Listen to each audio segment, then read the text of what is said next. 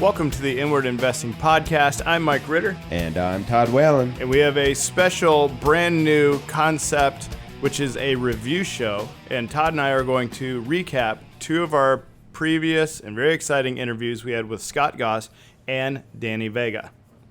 Danny Vega is a carnivore keto athlete who has been in powerlifting and now into more of the physique realm. He's also a personal trainer and a coach.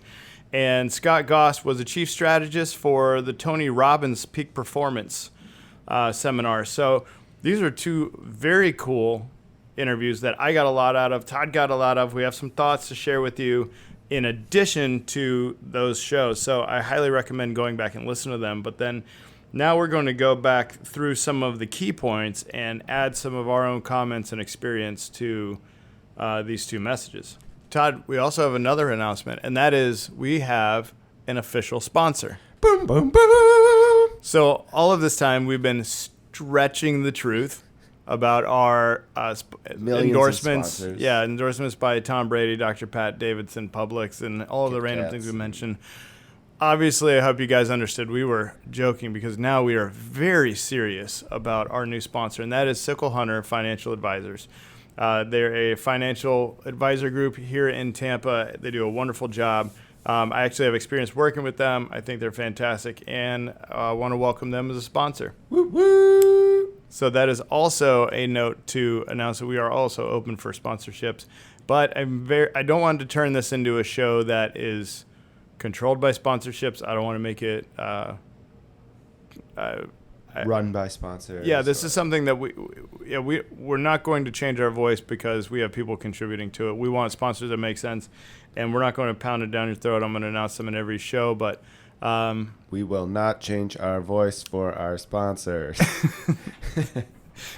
Exactly. And so we also want sponsorships and relationships that make sense. We want this. More so about the relationship. This is the Inward Investing Podcast. Investing is in the name. Our target demographic, if you want to call it that, are higher level people that want to be successful and have values to strive for better, but also have families and deal with the whole work-life balance thing. So we have the four main values of our life. One is goals, our environment, your health, and your relationships. And so where you put your money and how you strategize for the future does make sense. So it's a very good partnership. Anyways, do you have any other announcements before we dig into our review? Taking the certification this weekend. What certification is that? It is called RPR. No, it's not like a pirate joke. It's Reflexive Performance Reset.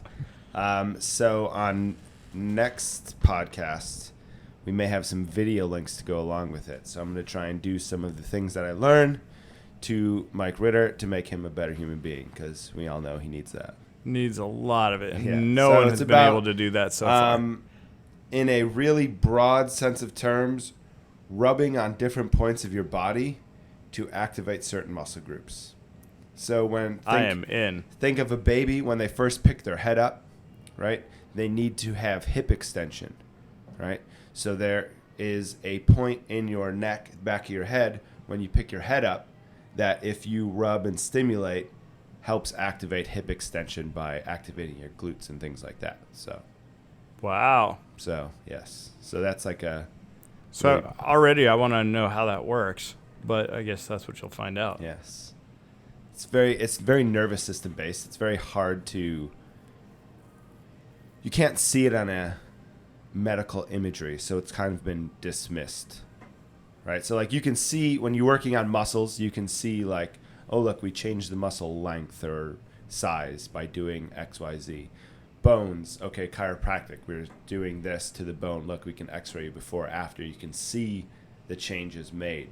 Where nervous system changes are very hard, they're harder to see, except for like within a movement and things like that. So like if we test like say your active straight leg raise, laying on your back, raise the leg, and then we go through a couple of these drills and all of a sudden now your leg moved further, right? Like you went from just say you got your leg up to 60 degrees and now all of a sudden you're at 90 degrees by like rubbing on the back of your head. So this is changing the way your brain communicates with the rest of your body. Yes. And the feedback that is sent back to the brain. Yes. Creating telling your brain to okay, we need to activate these muscles or down-regulate these muscles so that we can move in a better way.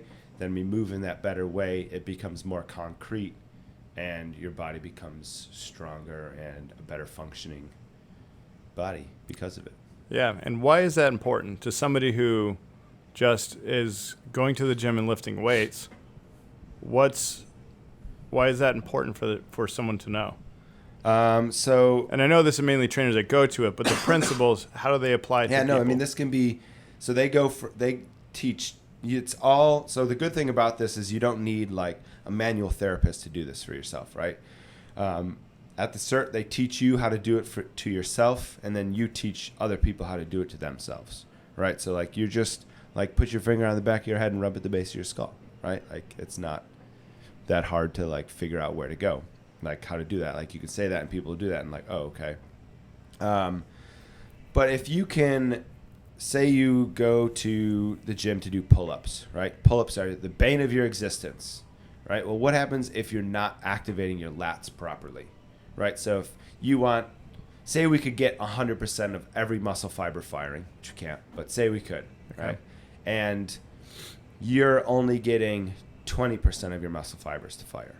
And then try and do a pull-up. You're pulling your whole body. It's not working. You only get a quarter of the way up. Which I apologize for interrupting, but that's a concept not many people are even aware of. So when you do a lat pull-down, it's to fire your lats. You see the diagram on the machine. It says it uses your lats. But not many people even realize that most people, all people, there's a percentage of your lats that works more or better, it communicates better than the others. So it's not like you just use your lats. Yeah. The communication in general. Yes, it's way deeper than we need to dive into. But which we will soon, but yeah. But yes, so percentage of muscle, say we rarely, if ever, use 100% of every muscle fiber during an exercise, right? So it's very hard. You have to be very experienced to, if you did bicep curls or say pull-ups, we'll stick with the pull-ups. If you started at 0 pull-ups and now you can do 20 strict pull-ups, right? Over that time, you have been able to get more and more muscle fibers firing and everything like that with a greater contraction and able to get you up to that 20 pull-up range. But say for this person that's trying to do pull-ups, they're only using 20% and they're stuck at that. They've been trying to do pull-ups for 2 years. Can't get any pull-ups. All right, well, we're going to rub on I think the lat is on the rib cage. I don't know. I'm going to learn more this weekend, obviously. Yeah, we're kind of just creating ballpark right now. We're going to scrape my ribs here on each side, and now all of a sudden I do a pull-up, right? Within instantly. So right away, you go right into the big movement. Yeah, and all of a sudden now I'm able to do a pull-up. It's not that you all of a sudden got stronger from this. It's just your nervous system, down-regulated some of the threats. Maybe you hanging from a pull-up bar with only 20% of your lats activated is pulling your shoulders out of place, and your body is now in protective mode saying, hey, we're not going to move because we're going to dislocate our shoulder if we go any further than this. But now all of a sudden we told your body, hey, make sure these muscles are working to your fullest potential, and now all of a sudden your body doesn't sense your shoulders coming out of a socket. It's okay, let me pull myself up. And boom. Even experienced athletes, I know I've heard some powerlifters who've done this, and they've set these are people squatting abnormal weights and getting 50 plus pounds on a 1 rep PR after going through a week of RPR and stuff. All of a sudden they're strong people, and they're all getting 50 pounds on an advanced, highly elite lifter is huge. Yeah. So, even going from 0 pull-ups to 1 pull-up in, a day could be huge, but it could happen. Wow. So you're effectively getting more recruitment out of your body with this method. Because, you're down-regulating, the threats in your body by activating certain muscles, which will then, not deactivate, but tell other muscles to calm down. If we have more glute activation and we let our hips extend, we're going to be able to squat a little bit more because we'll be able to get into a better pattern and everything like that. So, It's fantastic, So man. it'll be fun. So we're gonna have a show coming up, recapping some of the things you learned, and then having some video demos to go along with it. Yeah. Awesome, man. As far as announcements on my end, I don't think I really have much. Family's doing okay. Everything's going well over here. Little Mr. Pinky. Luca shut his hand in a car door the other day. And how many of you have had your kid shut their hand in a car door? I know that I've done it once as a kid. We had a van. Somebody slid the door. Ooh. Yeah. And then Luca has this thing. This is my 3-year-old. He's the one that is made out of cartilage and he's always getting hurt no matter what, but he bounces back. He always slams the door shut. Like when he gets out of our SUV, he just slams it, just loves it. Both hands on, right on the edge, right on the edge of the door. He loves it right there, and we keep yelling at him for not doing it. Well, guess what? He slammed his hand in the door the other day and fractured his pinky. And how was he doing? He was punching Braden in the leg the other day. He's doing just fine. Toughest kid I know. Perfect. And every now and again, you can see him kind of look at his hand like it's kind of in pain. But I imagine him growing up much like. Are you watching Hard Knocks this year with the Oakland Raiders? Yet. I have not. So I will. This guy, this defensive end, Max something, breaks his hand in a game trying to punch a ball out. And he goes over to the sideline. He's like, "Oh, man, it just felt like a noodle once I hit the ball." And then the trainer comes over and says, "Oh, I think you broke it." And he goes, "Oh, that sucks." They run into the locker room, tape it up, and the guy's like, "Well, I guess you could play with the cast." He's like, "Oh, yeah, I'm fine. Go ahead." And then he's telling guys on the sideline that he shattered his hand and laughing about it. And just moved on, played the rest of the game, and recorded like 3 more tackles. Lucas seems like that kind of guy to me. Somehow, whenever he gets hurt, it's just like it never happened 3 minutes later. That's awesome. Yeah, I admire that toughness. I don't have that. I wasn't a weenie, but I was kind of in the middle. If something hurts, I'm not willing to risk future injury. Yeah, I haven't quite got to that point yet. No, you and Luca share a lot in common. You guys have that Navy SEAL mentality. So as far as our recap show, let's get on with it. We're starting with episode 45, Scott Goss. If you haven't go back to listen to that, I highly recommend going to listen to it. Now, beware, there is a little bit of delay on the recording because Scott's in Malaysia, and apparently the Wi-Fi was really bad. But that's how you know it's a genuine interview, and he was really there. The coolest thing about him and why Scott was an excellent candidate to be on the show is that, number one, he's been a part of one of the most successful self-help and leadership conferences and seminars in the world, and that's the Tony Robbins Peak Performance. And he's been a part of that. He's also been in the military. He's moved around. This guy's reinvented himself. He moved to Malaysia just to get a new setting in his life and to be uncomfortable. The intention was to be uncomfortable. So he picked a place that was, bearable to live, but a complete 180 from the way he's used to living. That's how much he believes in it. And he consults companies around the world on personal growth and strategy. So there was a couple takeaways in that conversation that I felt were particularly useful, and I wanted to go over with you. Number one, we're talking about change and growth. Number one is what drives behavior and action. So I think about 20 minutes into the show, we were talking about how pain is one of the number one reasons why people change. And it's whether to avoid it. We always try to avoid it, but people can go either down a good route or a bad route. Sometimes it takes multiple episodes of pain before people go down the good route.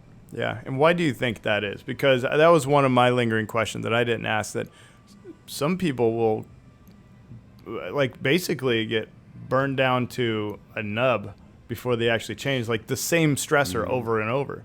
So, I mean, not my personal experience, but Brandon Lilly, professional powerlifter,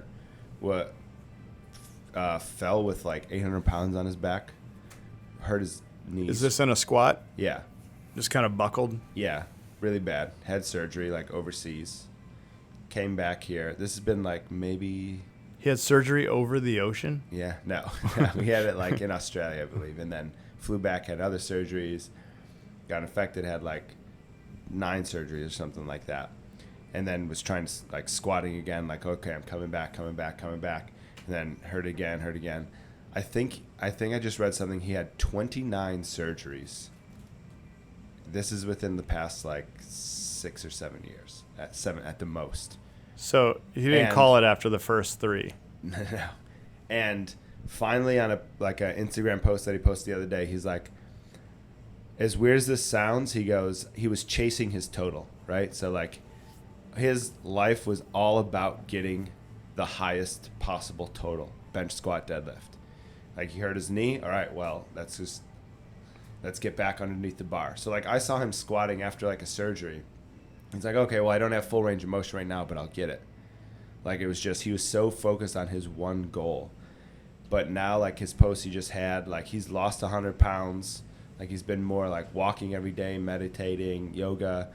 And he's like, I'm finally now after this surgery rehabbing my knee. I haven't done that once. I've rehabbed my squat, but now I'm finally rehabbing my knee for like longevity after the 29th surgery.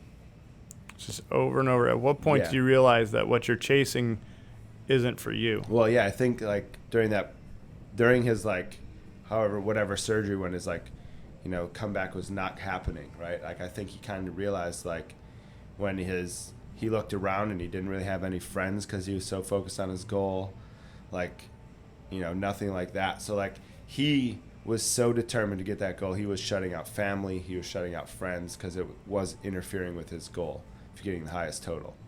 Even after the surgeries, like, so then like, hey, no one came to see me at the hospital. Because he hadn't really been reaching out to other people. They didn't feel connected to him anymore. So like he was so like, but I think like even in the beginning, well, then it was like the stage of like, F them. Well, who needs them anyway? They're not true friends if they're not here. So that pain sent him towards a negative route. Yeah, and then all of a sudden, then it was like, you know what? It's me that's like him now. So I think like sometimes, like, I mean, how many smokers have had heart attacks or like are on oxygen and they're still smoking? And it's like, what is going on? Like, you need that fix so bad. And I think it's like until that intrinsic thing comes into your head that's like, I need to change for myself. Like I've suffered too much. For like this pain is too much. I need to like take the left turn. Yeah. You know, to change my life here. We're in a society that is very goal driven. You know, we're always trying to become the most successful version of ourselves, but in reality also very competitive with other people. And so it's really frowned upon to quit on a goal. Now, where is that balance between I need to keep going on a goal that I set, you know, I want to fulfill the goal that I set out to do. I don't want to quit early versus realizing you picked a bad goal. Yeah, and I think that's probably the point that people finally realize, like, oh, I've been making right turns, I need to make a left turn, is when they finally realize, like, I picked a bad goal. Yeah. Like, it's not like you were doing the wrong things. You were doing all the right things to achieve that goal, but it was the wrong goal to begin with. Mm-hmm. Yeah. That's what I mean, what we talked about setting goals in one of our first episodes, how important they were, and setting like small goals up, creating good habits of all this thing, and then create to reach your bigger goal. So, but if that bigger goal was to like kill someone, like maybe you should thought about your goal a little bit differently there. Like, I hate this person so much, I'm going to kill him. Here's all my small steps to get there. And then, like, at one point when you're like, okay, well, maybe I need to, like, maybe this is the wrong goal. You did all the right things in a terrible direction. Yeah, exactly.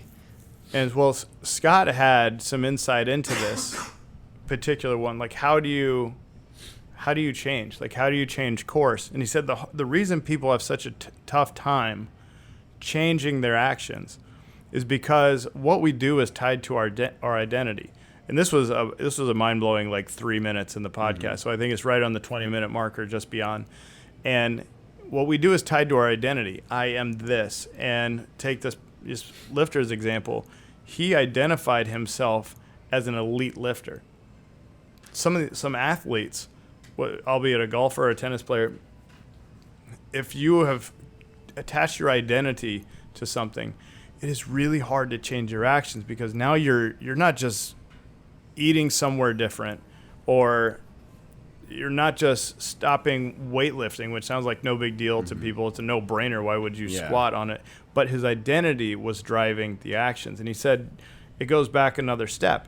Your actions are created by your identity. Your identity is created by your values. And your core values of what you value in life creates your identity. And then those drive your actions. So the answer is to start all the way back with your core values. What do you value the most? Is it family? Is it personal connections? Is it money? And then are the things that you value pushing you in the right direction? You know, if you value money, in what way do you value money? You know, there's not that you can have a healthy relationship with money, but you can really dive into these things and figure out, are my values even, or at least are the values that I have right now actually important to me? Or have I just been doing it because I think that's what I'm supposed to? Can you evaluate that and go into it deeper? So for me, I know that I've thought about this since the show, and my main values are relationships. Number one, there's all these online tests, and there's all these like personality tests, and everything that I take, I always score very high on relationships and communication. So if I pick a job in a cubicle, for instance, that can make me a lot of money, I'm going to hate it. And I will also make other people around me worse, eventually, because that's going to change my actions. Now, if your value is to be strong and healthy, okay, let's go back to the lifter example. If your values are to be strong and healthy because you believe that is the right way to live your life, lifting weights fits that bill. Lifting weights to the point where you become unhealthy no longer does. Yes. You can make that little distinction. And I've gotten into that. I know people around us all the time in the fitness industry get into a rut where either they're running themselves to be a wafy, underweight specimen, a version of themselves, or to the point where they're just dragging through injuries. And I know I struggle a little bit with the identity issue is dealing with a lot of neck pain and neck issues that I've dealt with that I haven't really made too public, is that it's screwed with my identity a little bit, because I see myself as a healthy person. I see myself as somebody who really enjoys weightlifting or being good at certain things. And so it starts playing with your identity. And now we just make fun of you for not doing it. Right. And it's probably driving you into a deeper hole. Driving me into a deeper hole. And before you know it, I'm stuck in my thumb in a corner.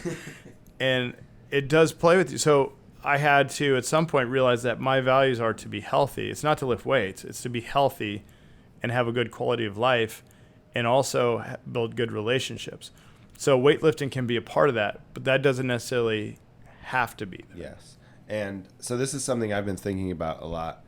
And how many people so your nutrition, you have a lot of nutrition clients, right? More so than myself.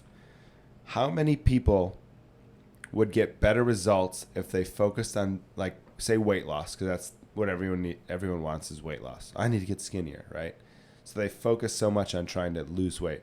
How many people would have better results if they focused on being healthy first before they started to try and like caloric deficit and everything like that? How many people would like have better results if they just ate better every meal, like just tried to live a healthier life? Like, I'm just trying to be healthy. Like, I don't care what I look like. I want to be healthy. People would probably, like, my guess is people would probably get to their goals faster. I think far more so. I don't know what the failure rate is on diets these days, but not many. 9%. Yeah, most people struggle. If you took it to that step, I'd say a lot more. At least 50 to 70% of people that start would be able to do it, rather than being so extrinsically focused. Now, if they took it one more step and said, okay, do I really value being healthy? And are the people that I'm hanging around valuing that also?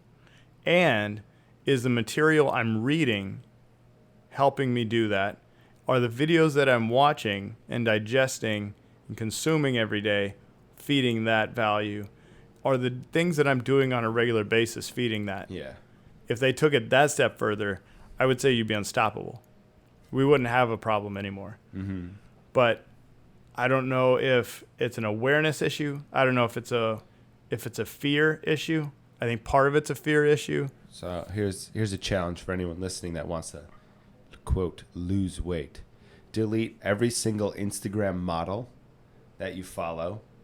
Only follow like healthy food channels that are like health foods and like easily like made health foods and whole foods and everything like that. Let's see how you do. Do it for 60 days. Have good relationships. So anyone that's like on a diet, just cut them out of your life for 60 days.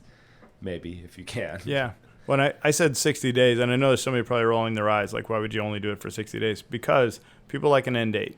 Mm-hmm. Knowing damn well at least by the 45-day mark, you're no longer interested in following the other stuff. And you've probably hit some goals that you have set for yourself. Scott Goss said in that show also that he said some of his friends will say, man, I just don't get it. Like, I can't get out of this rut, or I keep doing the same things. And he said, because you're the same person.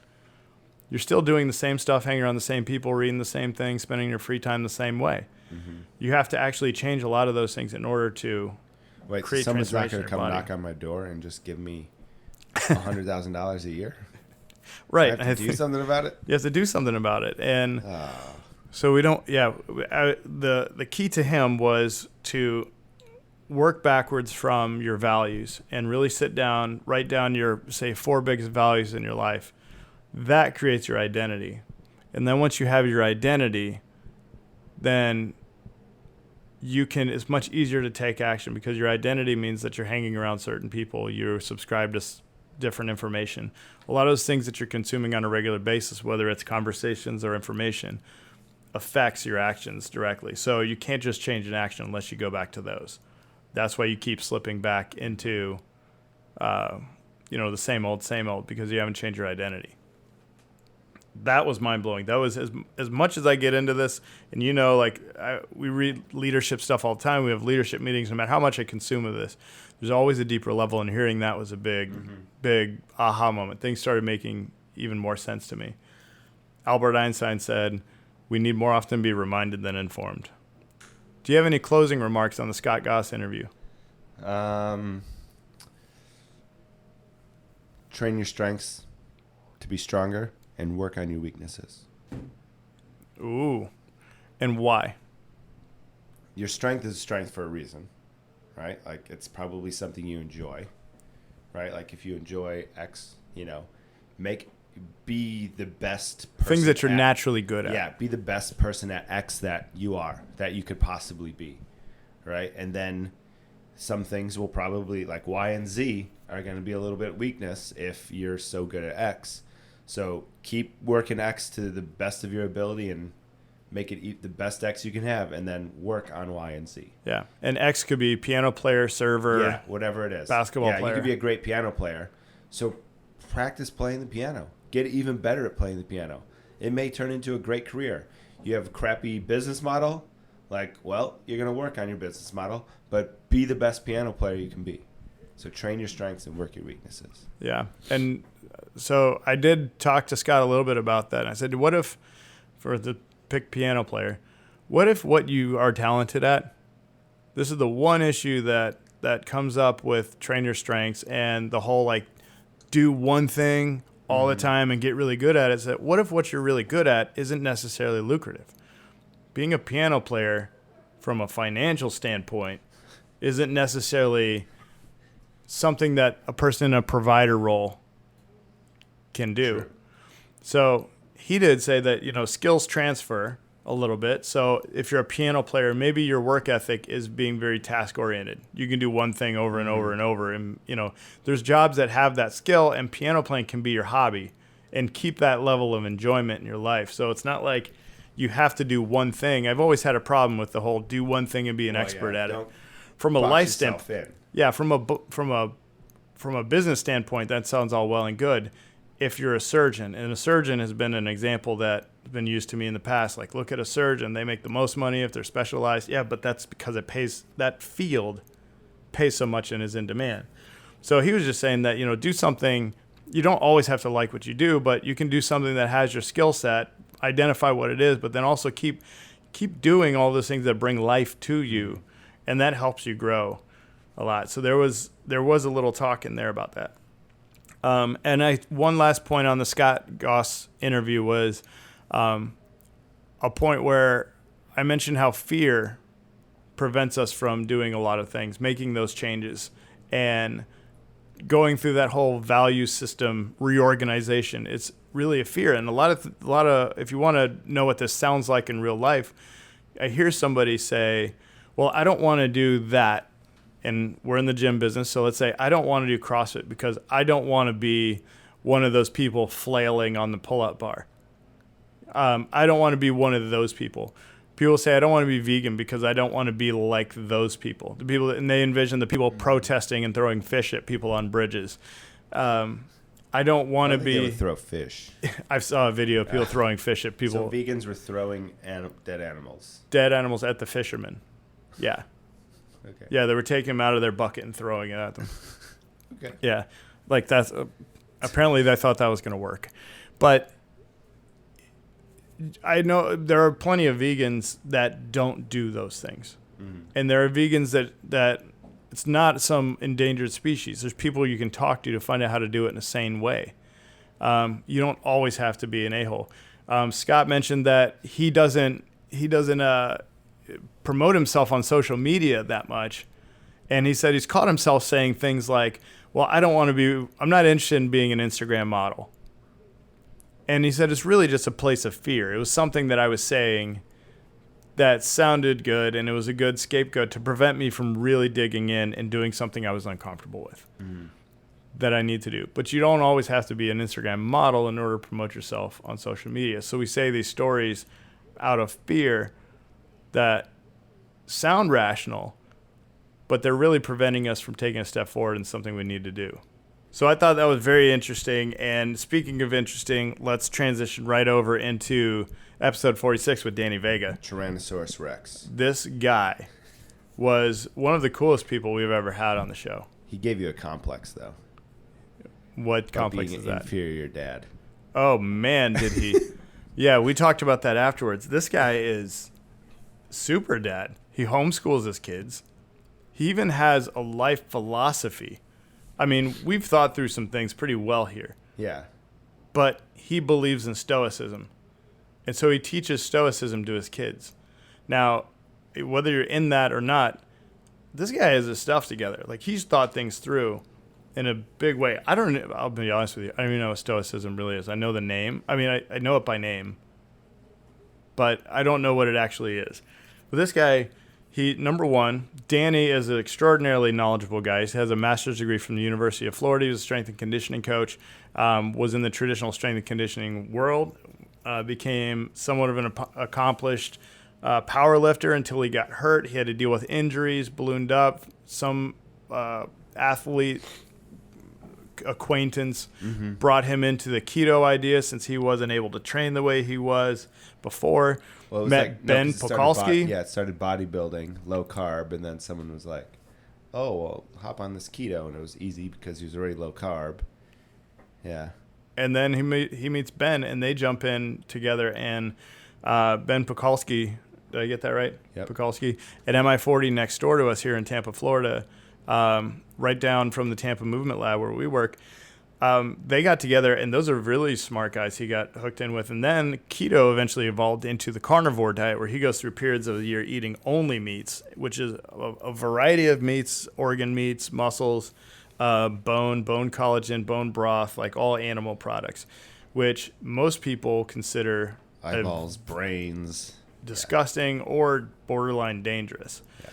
So he deals with a lot of criticism about the way that he lives, the way that he eats, and he takes it so well, and he answered all of our questions so well. I mean, neither one of us we're pretty well versed when it comes to, so science, but he took it to another level. Yeah, like he had a reason for everything that he did, like why he was eating brain, why he was eating spleen, why he was eating X, why he was eating Z. Like he had a reason for everything. And, like, the science behind it, and was just very even keel about it.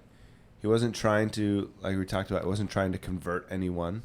He was doing it for himself, for his family, because that's what he believes. And like, okay, like, and we talked about this as well, like him being a carnivore and being able to thrive and survive and everything like that gave even more credence to someone who's on a vegan diet, eating no meat, right? We talked about that too. Like they're eliminating a whole food group and they're thriving and surviving. He's eliminating food group, thriving and surviving. Yeah.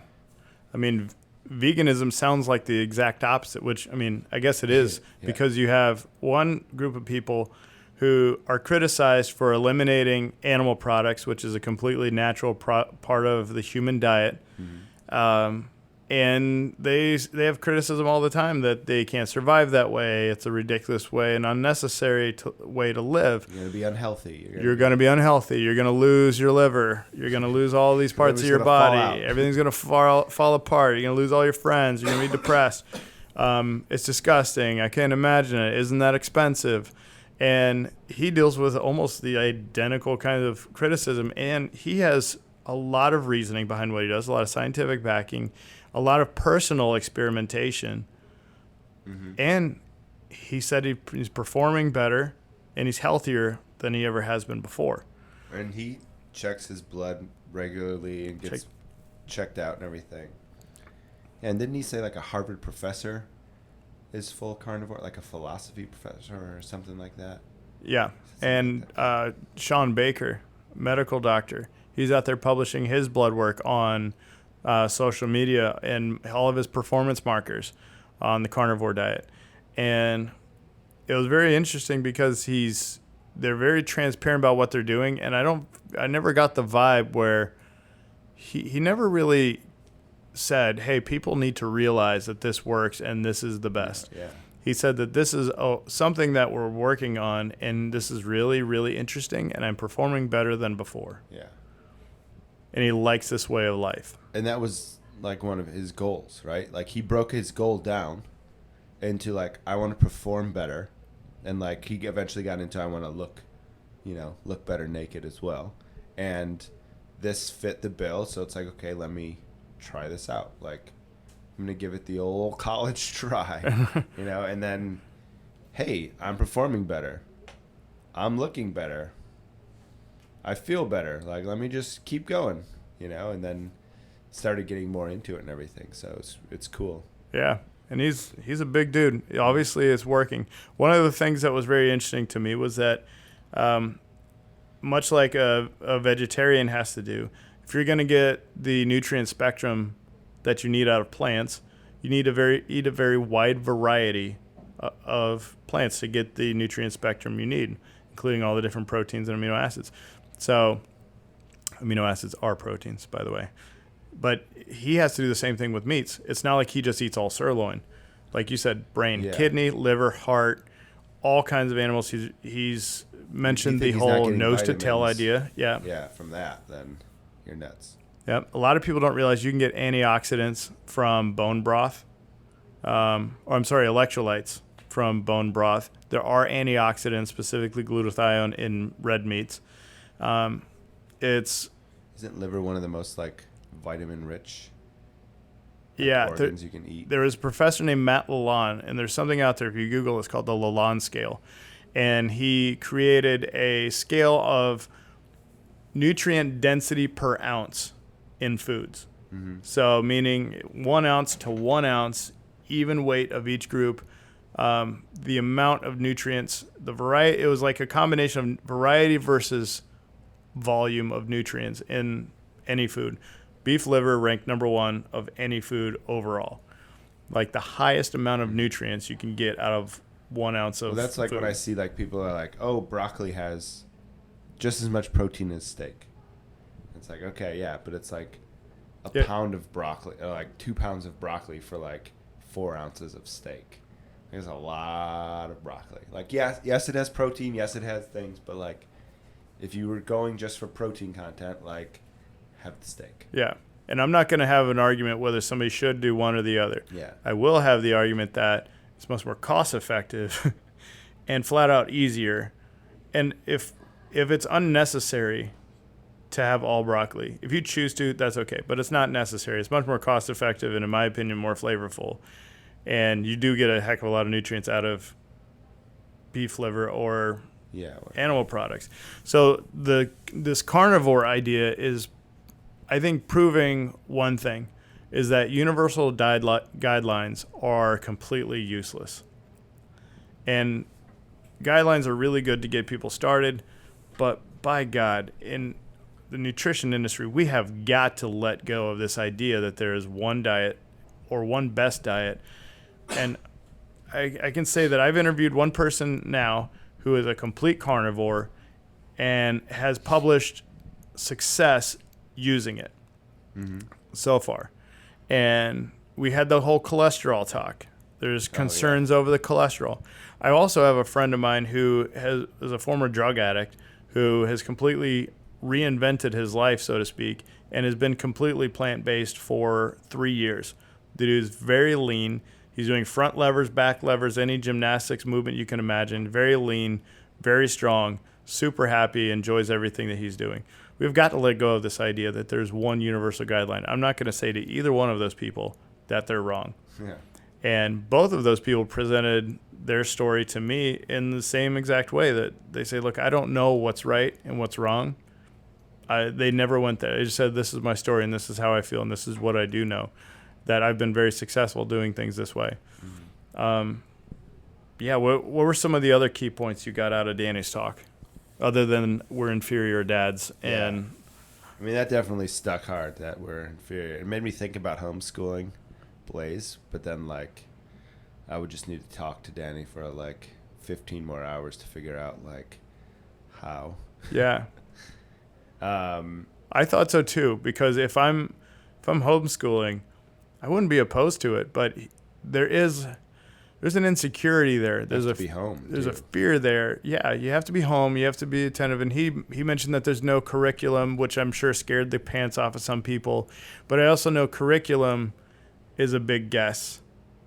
I know that allowing kids to play 3 to 4 hours a day creates a lot of neuroplasticity and creates a more absorptive brain. You learn a lot more about life and how things work from a trade standpoint and from a logistics standpoint, as far as like learning how to build things, learning how to earn money and spend it, how to save. Like you learn a lot of very practical things homeschooling where you don't learn it all in school. Especially if there's a standardized test and like teachers are getting graded on how many students pass this test. Yeah. It's like, okay, I'm going to teach the test. Oh, Mr. Ritter, there was a hurricane in Florida. Yep. Not on the test, so we're going to go to volcanoes. Yeah. Like, I've never seen a volcano, and I'm never going to travel there. Well, that's what you got to learn about because that's on the test. And as an adult, those types of skills make the most sense. I'm not saying that math and reading isn't important, and the way we teach math and reading might be the best way to teach math and reading, but I can't say that it scares me that my kid would end up worse off homeschooling and learning in a completely different environment.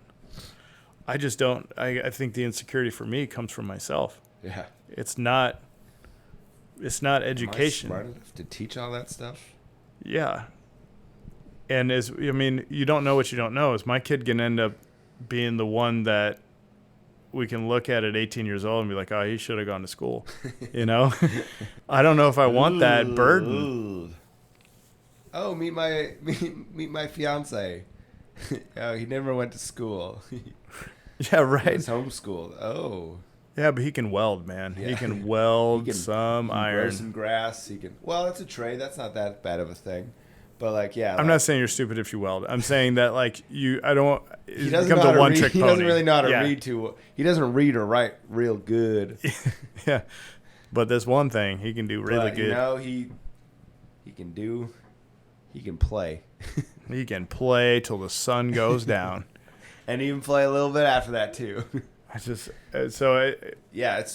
weird. It's scary, but people do it, and it still happens. What it made me evaluate was, what am I teaching my kids and what do I stand for? It went deep, man. I sat there and I stared at the wall for an hour after we talked to him because it was about the carnivore diet, but then it was a lot about being a father and a role model. And what do you stand for? Do you do those things on a regular basis? Goes, intertwines right with Scott's interview the week before. And are you creating a set of values in your life? Are you acting through them? And does your family life and your example in front of your children and your wife resemble that? Yeah. And another thing that going along with that, but kind of a side note, he makes his kids clean their rooms every morning. And I was like, and I talked to Ashley about that. And she's like, oh yeah, but that'd kind of be hard. I go, it'll be hard unless we do it as soon as she knows. Right? Yeah. Like otherwise, like it'll just be habitual at that point. Right? Like for us, clean your room every morning. Like, oh yeah, I'll get to it later. Because we're 30 plus years old of not cleaning our room every morning. Yeah. But like if you have a child, like, okay, like let's clean up your room. Like once they're like little, and then, okay, clean up your room. Nope, you can't come to breakfast. Like, let's go clean up your room. Yeah. And then like now they just like, no, they just wake up, clean up the room. And it's like, no, I don't have to like, that's just like a whole stressor of like, clean up your room. When it starts as a way of life. Yeah, exactly. It becomes much easier. Yeah. Yeah, so he made us feel like an inferior dad, but he made me... the general theory of that podcast is inferior dad. Yeah, so if anything, if you're not interested in the carnivore diet, go back and listen to... If you want to feel inferior. Him establish dominance over our way of life. Yes, if you want to feel bad about yourself. You don't even have to We're be really dad. selling this thing, aren't we? There was a lot of... He was just he's such a good human being. Right, and that's why I think we feel that way. Because, like, we're trying to be better every day, and he's just, like, up there. Like, he's doing this. He probably feels the same as we do, but we're like, whoa, that is awesome. Yeah. Yeah. And that's why I wanted him on the show, and why I think every guest that we have on the show has the common characteristic of being someone who has developed an awareness for their values and is acting through them in a way that is a good example for their families and for the people around them. I feel like that's what the whole idea of investing inward is. It's looking at what you do, what you value, and do those things go together? What kind of example are you setting for other people? Speaking of, our next guest next week is Sarah Fragoso. Sarah is the author of the original cookbooks, Everyday Paleo. She got in very early into the whole paleo movement. I was on her podcast a long time ago. She is a mom of 3.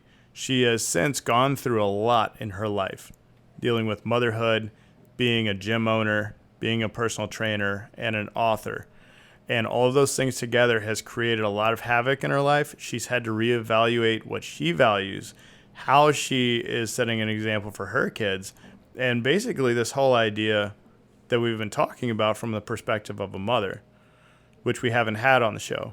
So, dun, dun, dun. Yeah, she's the first mother on the show. So if you're interested in the whole family health idea and being able, she talks more than just being a mother. It's about looking at who you are, staring it in the face and saying, I am enough. I have enough to offer the world, and becoming okay with that and being able to identify things that really matter in your life and developing the willpower to say no to things that don't. She's a people pleaser by nature. She is somebody who has had to learn how to say no to a lot of things that come with being a best-selling author and a lot of things that come with being a gym owner. So a great talk. She has a new book called Hangry. It's all about women's health, hormones, and diet once your hormones start acting up. So she has a great personal story. She has great scientific information in her book. I highly recommend listening to it and then going and get her book. You're going to get a lot out of it, especially for the women listening. So other than that, we're going to go ahead and sign off. Thank you to our sponsor, Sickle Hunter Financial Advisors. We will see you next week. This has been the Inward Investing Podcast. I'm Mike Ritter. I am Todd Whelan. And we'll see you next week.